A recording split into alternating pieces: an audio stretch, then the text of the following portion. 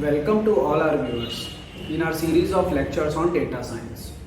In our last video, we had detailed understanding of what is data science and their field of application. In today's video, we will try to have an understanding of different subject knowledge required to become a good data scientist. So let us directly move on to our lecture and have detailed understanding of different subjects.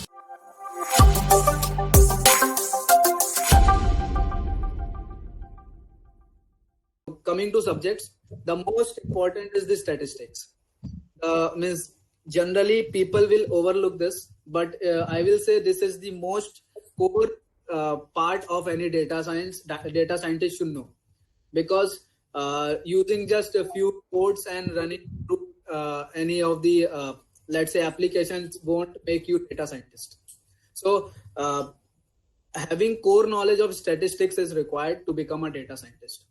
Okay, so here I have written 4 parts here, like inferential statistics, regression. So what is inferential statistics? That is basically to make predictions out of whatever data we have about the means sample and population. You must be knowing till now, right? Means what is population? Population is like let's say Amazon wants to review its customers, some aspect of its customer. So, but it cannot do for all the customers. So it will select few of them in a random manner. Okay.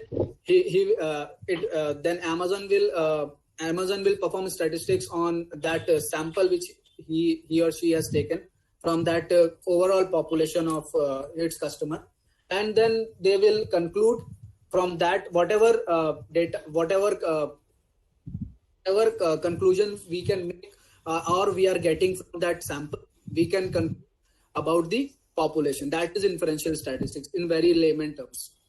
Regression techniques like linear regressions, right? Means predicting some output based on the prior data, whatever we have. So that is regression. Hypothesis testing is when we are dealing in inferential statistics, that is something is coming up, let's say mean of sample, whether this mean can be projected as the mean of population. So that there must be some test which we have to perform on the parameter which we have obtained, right? So that is hypothesis testing. Then we have ANOVA, another very powerful tool which we use in statistics to gain knowledge about the data. Okay. Second is mathematics. So these two are the base of any modeling, or I won't use model now. It will become a bit confusing. So directly jumping into mathematics, like probability, because whatever we will predict, as Abhijit told, that based on prior data, and I don't know who, someone else, one more I told about the data science, that based on the prior data we predict future, right? So that is always probabilistic approach. We cannot say with with absolute certainty, right, that this will happen.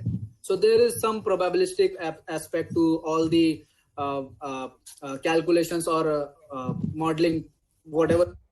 So there must be some probabilistic aspect to that. So we need to know the probability, means the use of probability in different aspects of data science. Then we have linear algebra.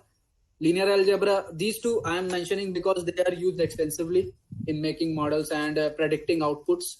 Okay, so that's why linear algebra basically helps in doing calculations very easily, because computer understands zeros and ones, right? So we give inputs to computer in a way of linear algebra, like matrices. Okay, different matrices, multiplying them, adding them, and so on. So linear algebra is a crucial part in data science. Then we have optimization technical operations research. So we have different problems and we do optimization on them given certain conditions. So that optimizations, that is optimization we basically do. Given a problem, we try to optimize it. Let's say if there is let's say you are given 100 rupees and you have to buy, let's say, 3 items. So how will you optimize the 3 items in number? In quantity, such that 100 rupees will be sufficient for buying 3 of the items, as well as those numbers are not very much away from whatever we were expecting in getting in 100 rupees. Okay, so this is optimization technique. Next is machine learning algorithm. So I won't talk much about them because I think this will become difficult to understand here. But I can give an layman overview what is classification, what is clustering is. There are many algorithms, different algorithms within these classification and clustering. So classification is basically given some data points, right? Given some data, I have to classify whether given a picture. You have given me a picture, or I have given to this machine learning algorithm. Then I will ask the machine learning algorithm whether this picture lies for this class, let's say 0 class or 1 class, or let's say there is a picture whether it is present in that, yes or no. So that is basically classification problems, right? And clustering is given only data, means the inputs, the variables we have to classify them. Means we have to not classify, we have to make clusters or groups out of them. Okay, these groups of people will like, let's say, coffee. These group of people will like tea. These group of people may like cold coffee or something else, right? So given data, we have to make groups out of that. That is basically comes under clustering algorithms. So we have many clustering algorithms also. So these are the broad headings of machine learning, under which you will have multiple algorithms which you have to learn. Then finally, to make use all the three, machine learning, statistics, and mathematics, we will be using some computing power, right? So for that, you must be knowing different languages, not many languages, 1 or 2 will suffice, depending upon the industry in which you are going, and data structures. Okay. So these are the 4 major parts of data science in which you have to gain knowledge to become a good data scientist. If you liked our video, then please like, share and subscribe our channel. Also, if you have any questions or suggestions, please do leave a comment in the comment section below. Thank you.